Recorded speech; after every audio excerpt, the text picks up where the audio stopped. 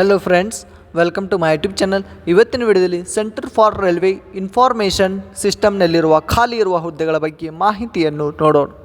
ಹುದ್ದೆ ಹೆಸರು assistant manager. ಒಟ್ಟು ಹುದ್ದೆಗಳು 2.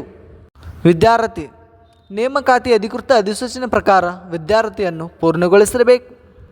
ವಯೋಮಿತಿ ಅಧಿಕೃತ ಅಧಿಸೂಚನೆ ಪ್ರಕಾರ ಅಭ್ಯರ್ಥಿಯು ಗರಿಷ್ಠ ವಯಸ್ಸು 55 ವರ್ಷಗಳನ್ನು ಹೊಂದಿರಬೇಕು. ವೇತನ ಶ್ರೇಣಿ ನೇಮಕಾತಿ ಅಧಿಕೃತ ಅಧಿಸೂಚನೆ ಪ್ರಕಾರ ಮಾಸಿಕ ವೇತನವನ್ನು ನಿಗದಿಪಡಿಸಲಾಗಿದೆ. ಅರ್ಜಿ ಶುಲ್ಕ ಅರ್ಜಿ ಸಲ್ಲಿಸುವ ಅಭ್ಯರ್ಥಿಗಳಿಗೆ ಯಾವುದೇ ಅರ್ಜಿ ಶುಲ್ಕ ಇರುವುದಿಲ್ಲ. ಆಯ್ಕೆ ವಿಧಾನ ಅಭ್ಯರ್ಥಿಗಳನ್ನು ಸಂದರ್ಶನ ಮೂಲಕ ಆಯ್ಕೆ ಮಾಡಲಾಗುತ್ತದೆ.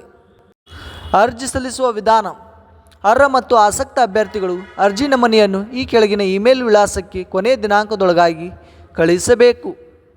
ಪ್ರಮುಖ ದಿನಾಂಕಗಳು: ಅಧಿಸೂಚನೆಯನ್ನು ಬಿಡುಗಡೆ ಮಾಡಿದ ದಿನಾಂಕ 9/7/2024.